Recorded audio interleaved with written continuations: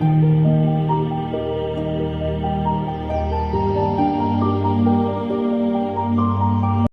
दोस्तों, मेरा नाम डॉक्टर राधिका केड़कर है। मैं एक साइकेट्रिस्ट हूँ, साइकोथेरेपिस्ट हूँ। अकोला में प्रैक्टिस करती हूँ। इस वीडियो में हम डिप्रेशन की ट्रीटमेंट के बारे में बात करने वाले हैं।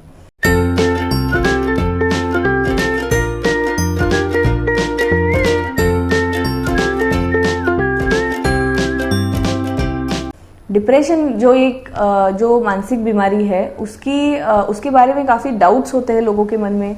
काफ़ी सारे प्रश्न होते हैं लोगों के मन में जो कि ट्रीटमेंट से रिलेटेड है, बीमारी से रिलेटेड है। तो इसके बारे में हम थोड़ी चर्चा करेंगे। सबसे पहले ये जानना ज़रूरी है कि डिप्रेशन ये एक बहुत ही कॉमन मानसिक बीमारी है और एक कॉमन बीमारी है। जैसे सर्दी जुकाम हो सकती है किसी को भी, वैसे ही डिप्रेशन और सुसाइड के विचार आना ये भी एक बहुत ही कॉमन फिनोमिनन है। 10 में से 1 व्यक्ति को ये बीमारी आजकल हो रही है और ये एक एपिडेमिक की तरह है। एपिडेमिक की तरह जैसे काफ़ी लोगों को ये प्रॉब्लम होती है और पूरे जीवन काल में कभी ना कभी डिप्रेशन होना या फिर उदास महसूस होना या फिर थोड़ा स्ट्रेस आना ये बहुत ही एक कॉमन चीज़ है। तो इसके साथ कैसे डील करना है, इसके लिए क्या आप कर सकते हैं, इसके बारे में हमें ज़रूर बात करनी चाहिए।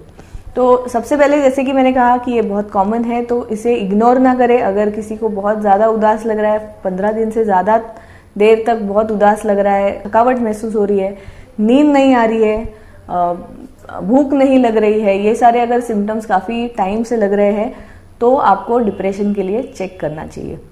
कभी कभी ऐसे भी होता है कि बदन दर्द होता है, काफ़ी टाइम तक बदन दर्द होता है। आप जब डॉक्टर पास जाते हैं तो डॉक्टर बोलते हैं फिजिकली आपको कोई प्रॉब्लम नहीं है। बदन दर्द होना, बहुत ज़्यादा एक्सेसिव गिल्ट महसूस होना या फिर बहुत आलस आना, कुछ भी काम करने का मन नहीं करना, ये सारे डिप्रेशन के सिम्टम्स हो सकते हैं।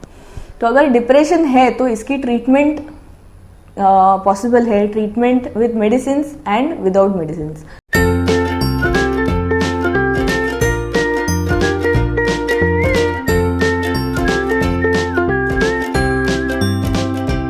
तो अगर माइल्ड डिप्रेशन है, थोड़े बहुत सिम्टम्स है, तो साइकोथेरेपी से, काउंसलिंग से ये ठीक हो सकते हैं कंप्लीटली। अगर मॉडरेट टू सीवियर डिप्रेशन है, यानी कि ज़्यादा सिम्टम्स है, ज़्यादा सीवियरिटी के सिम्टम्स है, सुसाइडल थॉट्स है, बहुत ज़्यादा उदास लग रहा है, तो हमें दवाइयों की भी मदद लेनी चाहिए। दवाई के साथ काउंसलिंग बहुत ही अच्छी काम करती है। तो जैसे कि मैंने कहा, माइल्ड डिप्रेशन है तो सिर्फ काउंसलिंग से हो सकता है। मॉडरेट टू सीवियर डिप्रेशन है तो आपको दवाई भी लेनी चाहिए। यूजुअली डिप्रेशन अगर ट्रीटमेंट ना ले तो ये 9 महीने 1 साल तक चल सकता है और इतना सारा समय पेशेंट का उदासी में चला जाता है, प्रोडक्टिविटी कम हो जाती है। इसके ऑपोजिट अगर आप ट्रीटमेंट लेते हैं तो एक 1 मंथ के अंदर आपको अच्छा लग सकता है, अच्छा महसूस हो सकता है। और इसकी जो ट्रीटमेंट होती है ये 1 to 2 years यानी कि 1 या 2 साल तक आपको कंटिन्यू करनी चाहिए।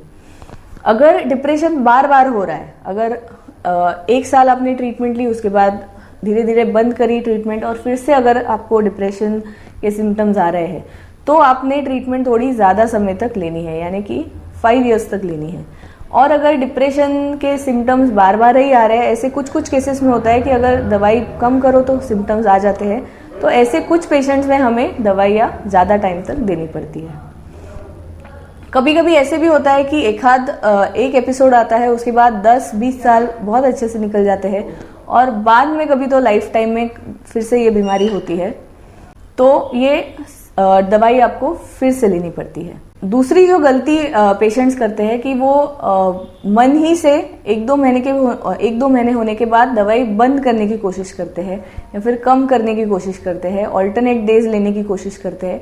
तो ये ना करें, जैसे आपके डॉक्टर ने प्रिस्क्राइब करी है वैसी ही दवाइयाँ ले और धीरे धीरे इसे कैसे कम करना है उनसे जान ले और वैसे ही कम करें।